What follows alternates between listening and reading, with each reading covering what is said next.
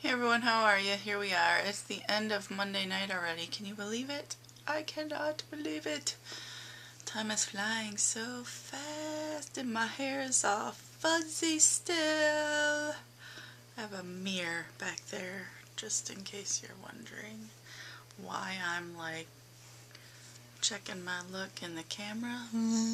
Sorry. So, how are you guys? I want to, in case anybody was ever wondering,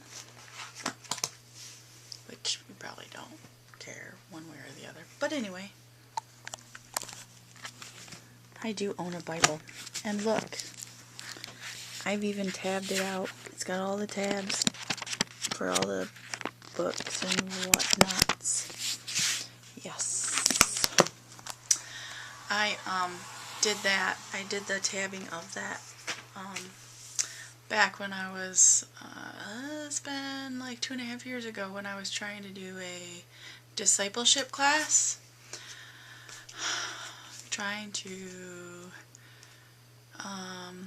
work on my faith and whatnot. I struggle. I've always struggled because I did not grow up with religion, and I've spent my whole life just kind of,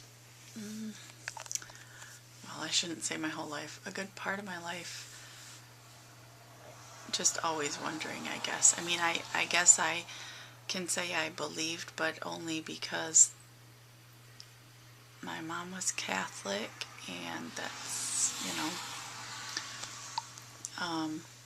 I was never baptized, and I think it was in high school when I accepted Christ as my personal Savior, but I still have never been baptized. I've never gone to a specific type of church, and in my opinion, or let me say this, I don't understand to this day, and I am 41 years old now, why there are so many different churches when I'm assuming there is one God.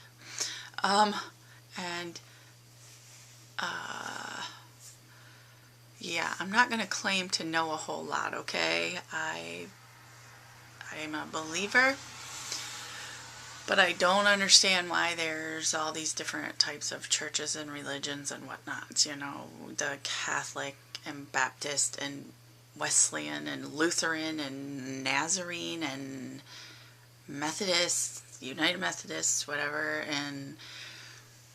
and non-denominational and Christianity, which I assume is just basically a belief, but I don't know anything. So I'm not trying to, obviously I'm not one to push anything on anyone, and honestly,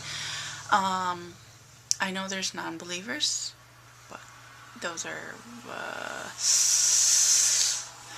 atheists, I think, and there's, now I can't remember the word, those that believe in a higher power but are not sure what that power is, I guess. And for a while I was beginning to wonder if that's where I was, because it's those that are true believers, grew up with religion and all that, don't like strike me down or anything, but when you don't grow up with this being ingrained into your head from day one, from the day you are old enough to listen and understand, you question, it seems like you question so much more. It's like how you're having, going by something in a book, all this stuff written bazillion years ago, right? And yeah, I mean, it's great to read. Well, actually, I don't understand half the stuff I read. Of course, there's all kinds of different versions of the Bible even, which is another thing. It's like, or I should say, not versions so much, but translations, right?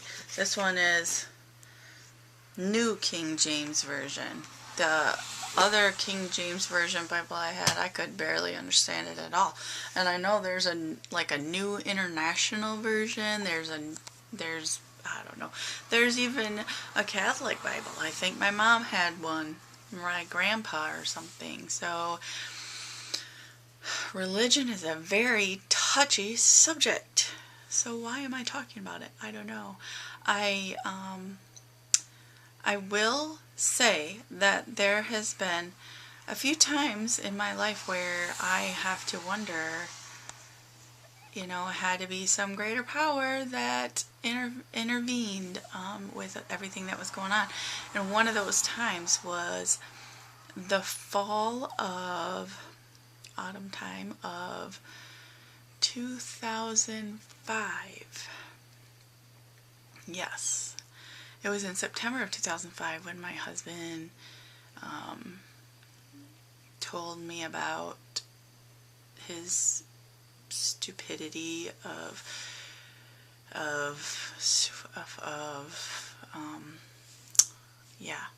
having an affair. That's when I thought my life was completely over.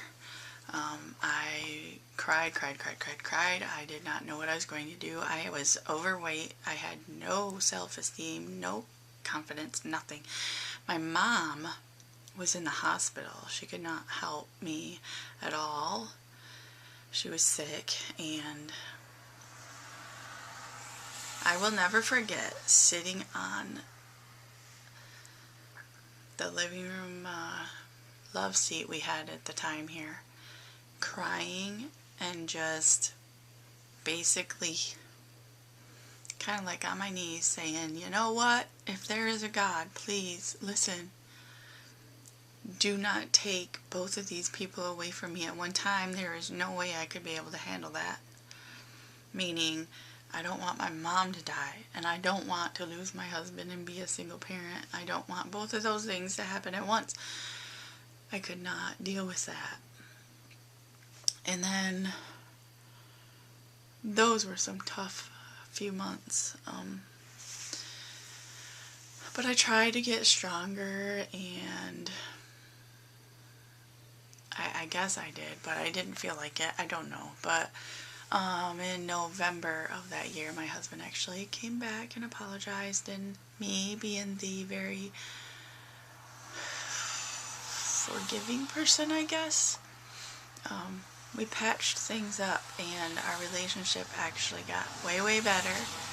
That was one of those hurdles in our life that I think we needed. And then not long after that, few months, it was February, that my mom passed away. And my husband was there for me, and I thank God for that, because I'll tell you what, I wouldn't have been able to handle it. I honestly don't think I would have been able to. Although, they say, or it is said, that he doesn't give you anything you can't handle. But I'm just glad it worked out the way it did. My husband and I are still together now. 21 years, and we've had our bumps. We have. Definitely, we've had difficulties, and I did not like that time in my life at all. That was the hardest time I've ever went through, I think, is, my husband straying and all that. So definitely some difficulties in the marriage in the past, but since then our relationship has grown stronger, and we communicate a whole lot more and a whole lot better, and we're both a lot healthier too. We both lost weight, and I don't want to ever have to go through that again, but I still struggle with the whole religion thing and the faith thing. We don't go to church every week. We just don't. And honestly, I don't think one has to go somewhere to worship, or, you know, I believe in having a personal relationship with him, praying on my own, praying as a family and whatnot, but I don't think I need to go to a building and, you know, I don't think that's required. I don't. That's my opinion. My grandparents were the same way. They were believers, and they watched church on TV, Crystal Cathedral in California thing, or and they visited churches while they were in their travels, Norman Vincent Peale or whatever in New York. I don't know what it was called, but somewhere in New York. And then, of course, the Crystal Cathedral in California and stuff like that. But otherwise, they did not go to a church weekly. And my other set of great-grandparents on my technically stepdad's side, she went to church faithfully all the time, but it was a non-denominational church, and she's very, very, very big faith. I don't know how to say it, but very strong faith. But her husband didn't go to church weekly with her, and they had a very great marriage, and you know, she didn't look down upon him for that, nothing like that. So I think that's very cool. Both of them had marriages till death did they part. So anyways, I don't know why I'm on this tangent, why I brought it up. I have no idea. I guess I just was trying to find something to talk about here on the vlog.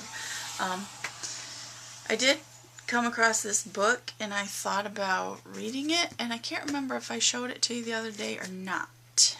So if I did, I'm sorry for the repeat, but if I didn't, then here you go. It is called One Day My Soul Just Opened Up, and that's the author name. 40 Days and 40 Nights Towards Spiritual Strength and Personal Growth. It's like kind of like a program or process or something like that. Anyway, wow, this segment has become long, so I think I'm just gonna post this as its own video because it's already over 12 minutes, and I don't know if I'll post the other things I did today or not.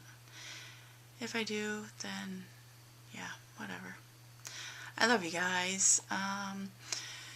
You're awesome. I appreciate the comments and the views and all that stuff, and I'll keep coming on here daily if I can think of things to talk about. I know people enjoy their time watching me and listening to me and whatever. So I appreciate it. Peace, love, plenty of smiles. We'll see ya later.